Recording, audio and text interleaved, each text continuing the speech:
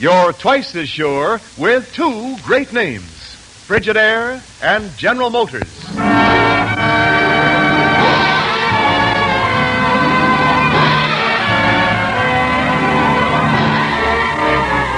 Frigidaire presents Hollywood Star Time direct from Hollywood. Radio versions of the finest motion pictures with Hollywood's greatest stars. Today we bring you the radio production of the Universal picture, The Suspect, starring Charles Laughton.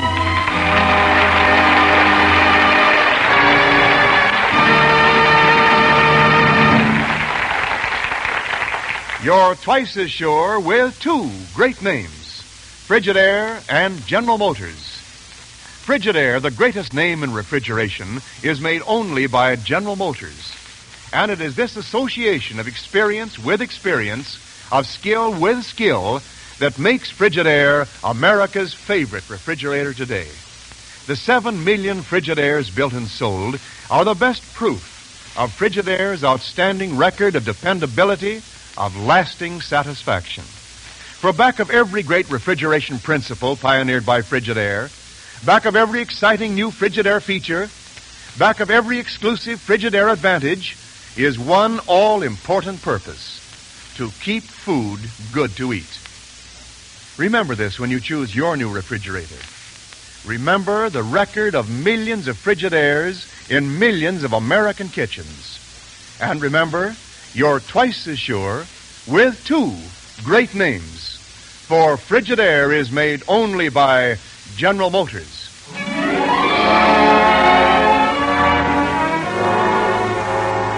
Now The Suspect, starring Charles Laughton with Rosalind Yvonne from the original motion picture cast, with a special musical score composed and conducted by Frank Duvall.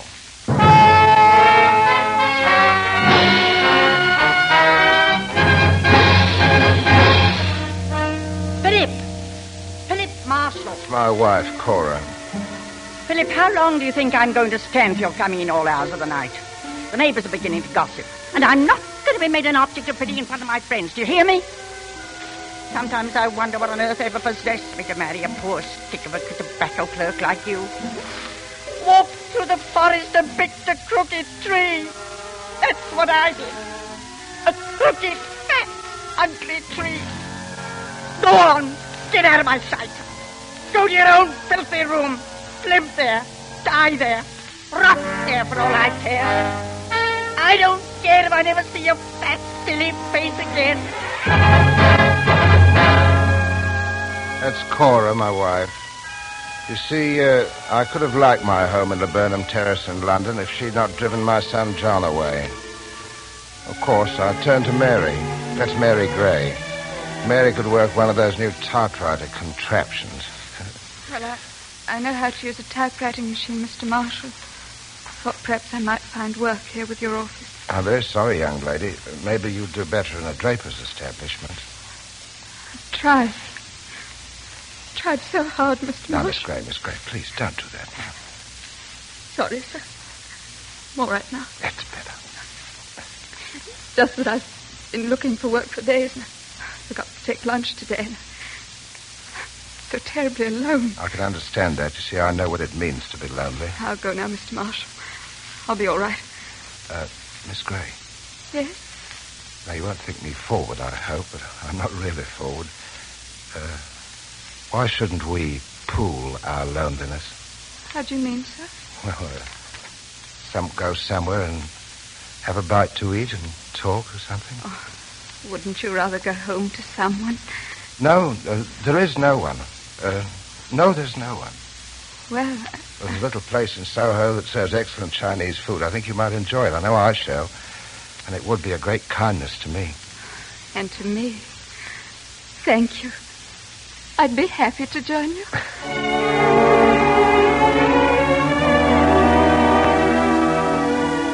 Well, it was a nice evening.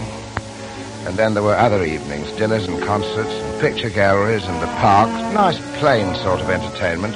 Nothing exciting, but it meant everything to me. Well, I left Mary at her lodgings one evening, and I was on my way home when I ran into Simmons. Gilbert Simmons, that was my next-door neighbor.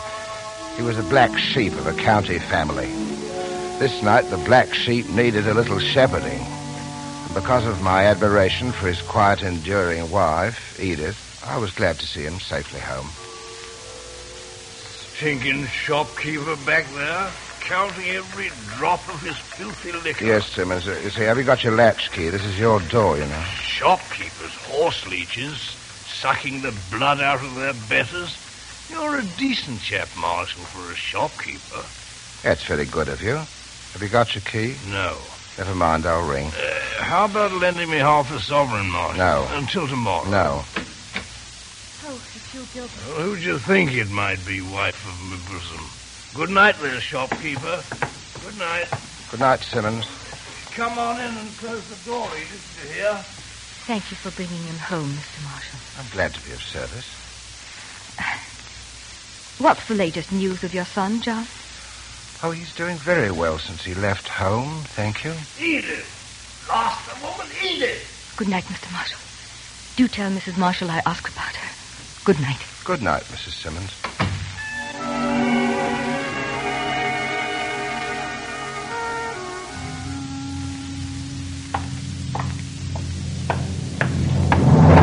Cora, you've locked the door to my room. Yes, I have. My key, please.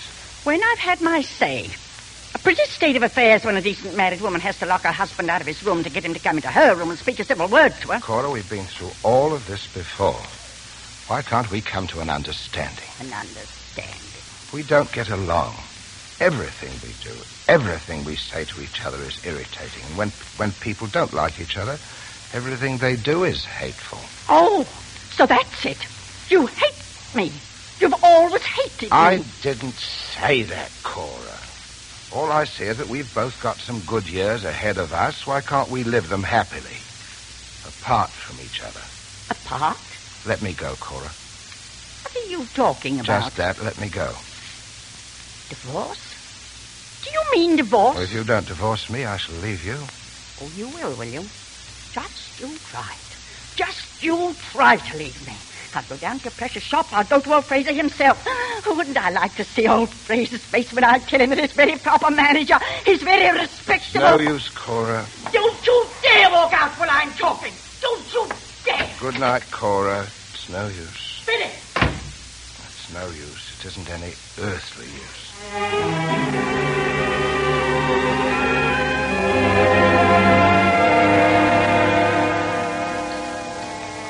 Philip, you're not eating a thing tonight. You always like it so well here at Luigi's. Mary, I'm troubled. Can't I help? There's no help anywhere. It can't be that bad. After tonight, we can't see each other anymore. What did you say? It can't be helped, Mary. Philip, this friendship has meant a lot to me. Hoped it might mean something to you. It's meant everything to me, Mary. Then what's changed you, Philip? Well, I'm afraid that I've behaved very badly. I let you think all along that I had no attachments, no ties. You're married. Yes, It wasn't very fair, was it? no. But I was very lonely, you see, and I was afraid you wouldn't see me again. Mary, I begged her for a divorce, but it's no use. And I'm much too fond of you to let you take any more risks. Can I pour you another glass of champagne? By all means. This is an occasion. This is goodbye, Mary. My dear. My very dear.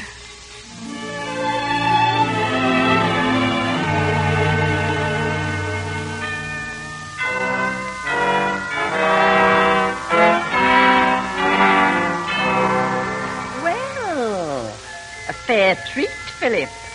A Christmas tree blazing away with candles at twopence a dozen. Christmas comes but once a year, Cora. Did you think that up all by yourself? My, what a mind you had. But where's the mistletoe? Aren't you going to kiss me under the mistletoe? You could shut your eyes, you know, and pretend I was somebody else. Cora, wouldn't it be much pleasanter for both of us if we tried to make this place a little more like home? No place like home. Is there? Now. Since that creature threw you out 5 months ago. What are you talking about? Exton and Winwood. That's where she works. Melbourne Crescent. That's where she lives. Mary Gray. That's her filthy name. It's quite true, Cora. But it's all over now. It's over and done with. Not for me. I'll go to your employer. I'll show you up for the worthless, rotten customer you are. And I'll do the same for her. Cora, you mustn't do that. I'll go to the house where she lives. I'll go to the place where she works. Cora, they can hear every word you say next door. I'll let everybody know what a low creature she is. Now, you stop this, Cora. I'll drive you both into the gutter where you belong. For pity's sake, Cora, leave her alone. When I've finished whether or not before. Now, go on. Take up your silly Christmas greens. Oh, that's all you're good for. Well, I'm going upstairs to bed. Cora? I'll give Mary Gray such a Christmas she'll never forget. Oh, why don't you have this tip? Cora, please. Please listen to me. Good night, my portly Romeo. Cora, you'd better not destroy her. You mustn't, you know. You can't. And she won't. Well, my walking stick stood in the umbrella stand near me, you see, and it was a heavy walnut stick. It was well balanced, and I took it out of the stand. Then I started upstairs, well, slowly, of course, and quietly. Step by step, you know, step by step.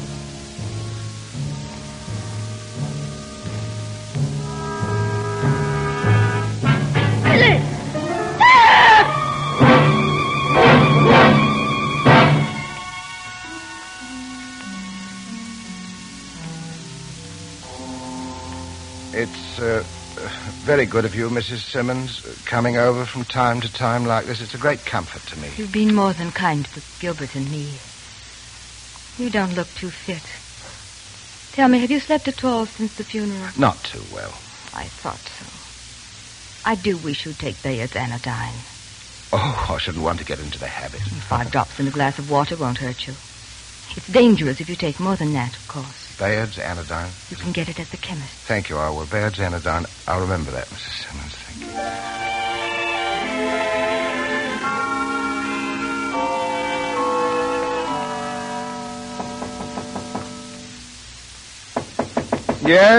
Yes, I'm coming. Who is it, please? Huxley, CID. Who? Inspector Huxley. CID? Criminal Investigation Department. Scotland Yard.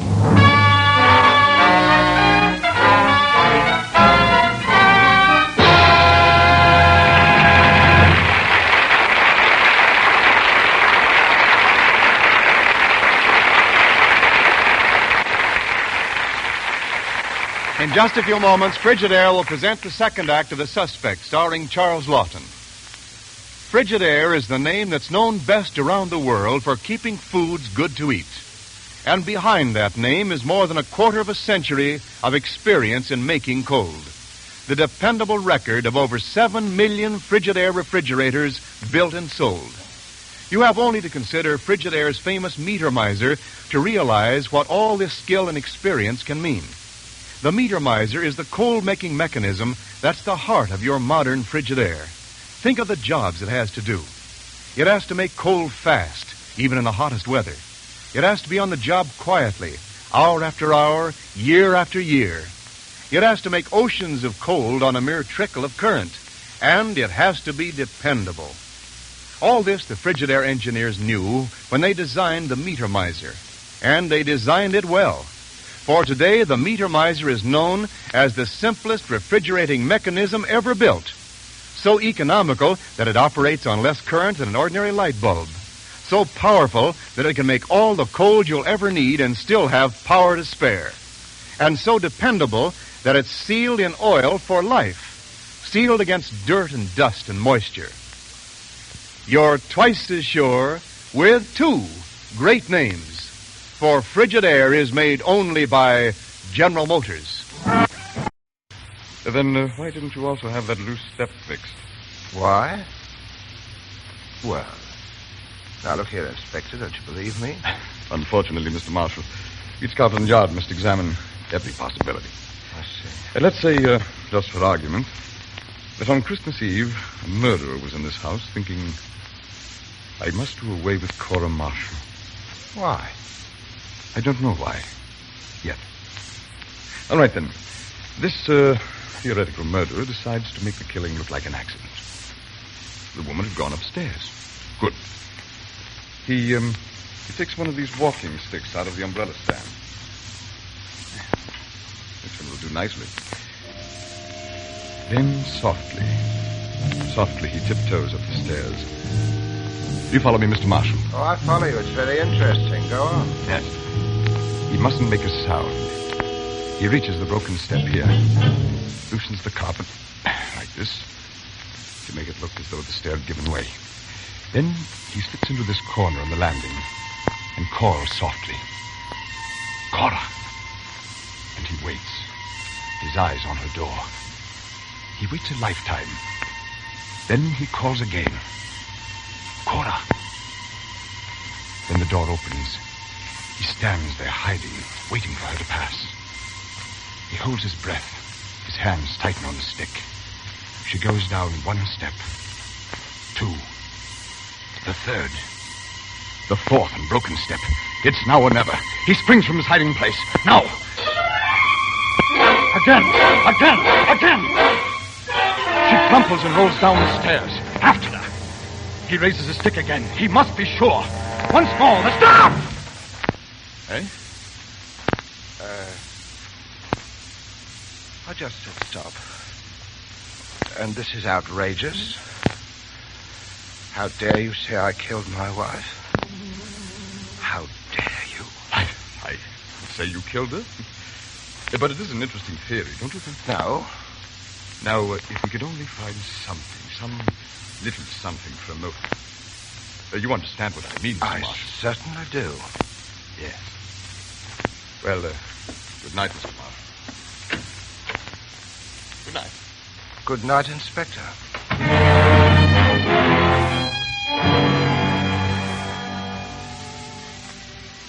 It's been a long time since we dined at Luigi's, Mary. Oh, Philip, you mustn't let the outrageous suspicions of stupid people keep us apart anymore.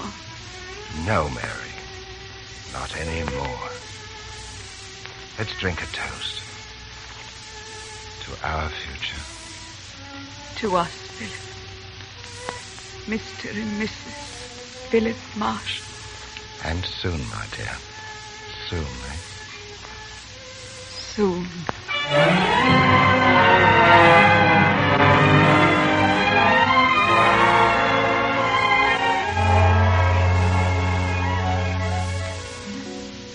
Well, Mr. Marshall, my congratulations on your marriage to Miss Mary Gray. Thank you, Inspector Huxley. Miss Gray was seeing you even before the accidental death of your wife? Maybe. Could have been evidence.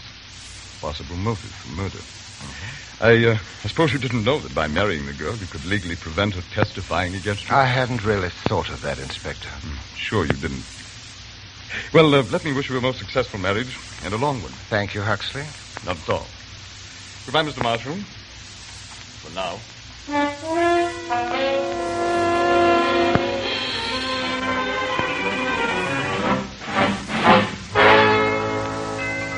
Waiter, another one of those wonderful cherry tarts here when you get round to it. I've got an hour for lunch today. Have you indeed now? A decent sort of job you must have, Marshall. Oh, it's you, Simmons. Yes, and since you insist so strongly, I'll sit down and have a drink with you. Whiskey, waiter. I'd cut out the whiskey if I were you, Simmons. Would you now? Why?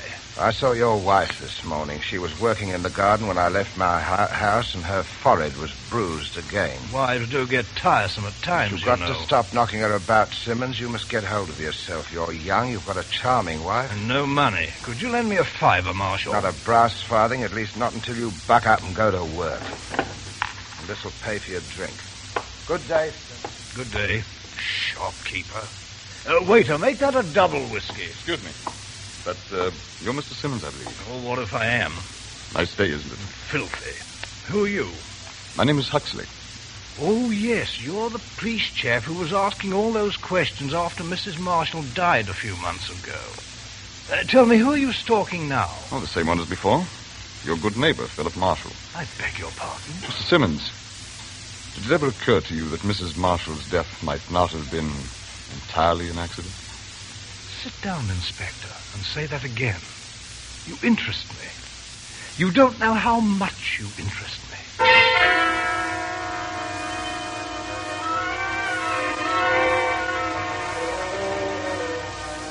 What occasions this visit to my house, Simmons? If you think you're... Are we alone, Marshal? Yes, my wife's off to spend the day at market with some friends. Why? I had a nice little chat with Inspector Huxley today. Huxley? Scotland Yard, you know. He doesn't seem quite satisfied with the notion that Mrs. Marshall's death was an accident. It's too bad. Huxley thinks you, shall we say, helped your wife to a better world. But he can't prove it. Oh? He needs a witness. Does he? And I need £10. You are a swine, aren't you? Oh, quite. A filthy, blackmailing swine. Please, the walls are thin. The walls have ears. That's how I happened to hear things that fateful night. You heard nothing. I know, but I could say I did. She cried out. I heard a blow. No one would ever believe you. They might, Marshal. It might put you in a very awkward position, at the very least. You're quite right, Simmons. Well, here's £5 now. I need 10 to begin I'll with. go and get the other 5. It's in the other room. And you might have another 25 for me Tuesday. And another 25 the week after that. Or 50, maybe. Have you a spot of whiskey in the house? Whiskey? I'm sure I have. Good. Whiskey. I do wish you'd take Bayard's anodyne, Mr. Marshall. Bayard's anodyne. Yes. 5 drops won't hurt you. It's dangerous if you take more than that, of course. Whiskey and Bayard's anodyne. Nice cocktail. Fit for a swine. Have another drink, Simmons? How about you? Aren't you going to have a drink? No, thanks. You are a funny chap, Simmons. Funny? You're just a little heedless. I mean, aren't you afraid coming here like this? Blackmail is a dangerous business. Not when you know your man, and I know you, Marshal. Your kind was created to make things easy for my kind. For meek inherit the earth, the good book says. That's fine. And chaps like we inherit the meek.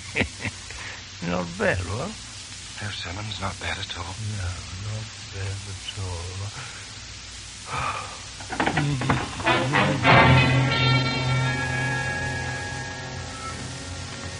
Into the canal, you swine. Swine.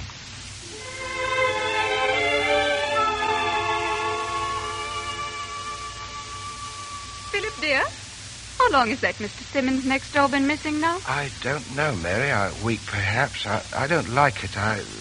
You know, there's an air of tragedy about this whole street now. I've been thinking that John is going to Canada for his company. Don't you think we might go with him? Canada. Oh, Philip, I'll be glad and thankful to get out of this house. You felt it, too. Let's go with John. Let's go to Canada, Philip. So we shall, Mary. So we shall indeed.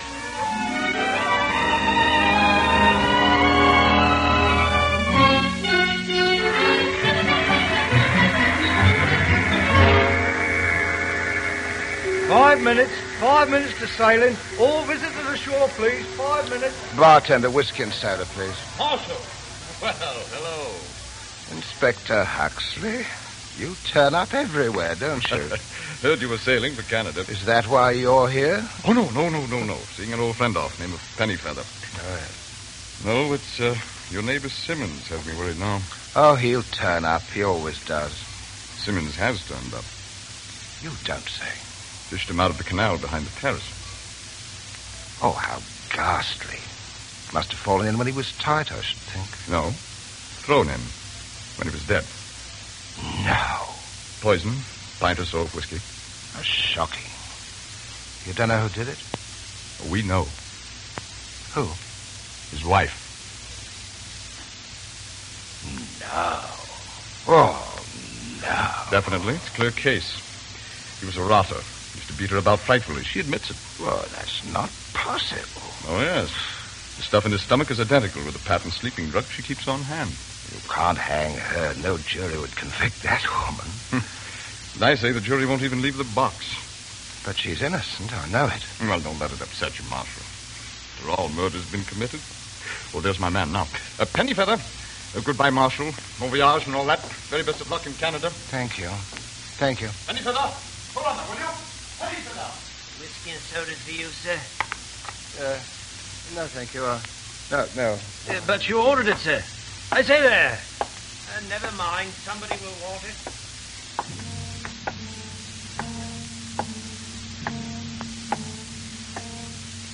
Three-minute call. 3 minutes for sailing. 3 minutes. Oh, you can't go ashore now. We're just going to haul in the gangplank. Oh, I beg your pardon, sir. I thought you were a passenger. Go right down, sir.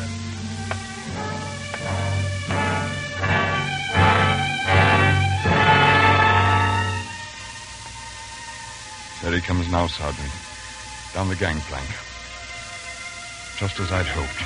So help me, Inspector, you were right. I think so. Just a hunch, of course. You see, basically, Marshall is no killer. He's a very decent and honorable sort. I was certain if he thought an innocent person was suffering for his crime. Look, here he comes now.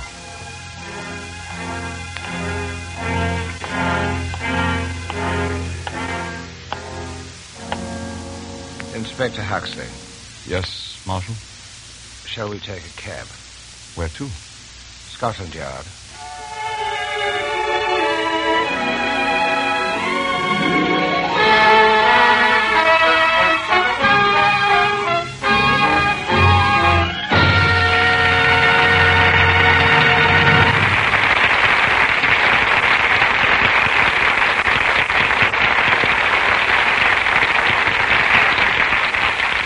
Thanks to you, Charles Lawton, for contributing a powerful and sympathetic performance to Hollywood Star Time.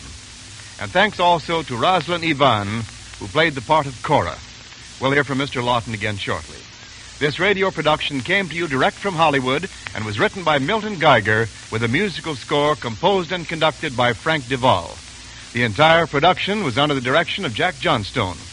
The Suspect was presented by Frigidaire through the cooperation of Universal Pictures, producers of Canyon Passage, soon to be released. Hollywood Star Time is presented each week with the best wishes of your Frigidaire dealer, who invite you to come in and learn about the famous line of Frigidaire home appliances, electric water heaters, home freezers, and a wide variety of refrigerating and air conditioning equipment for homes, farms, stores, offices, and factories.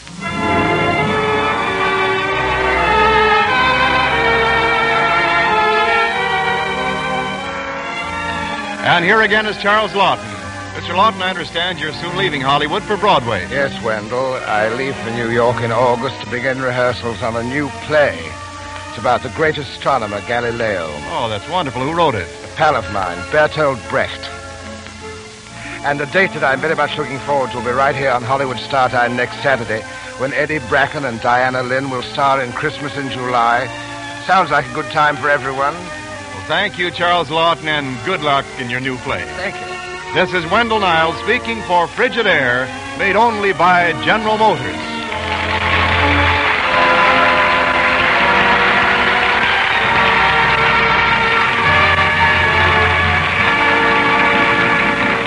This is CBS, the Columbia Broadcasting System.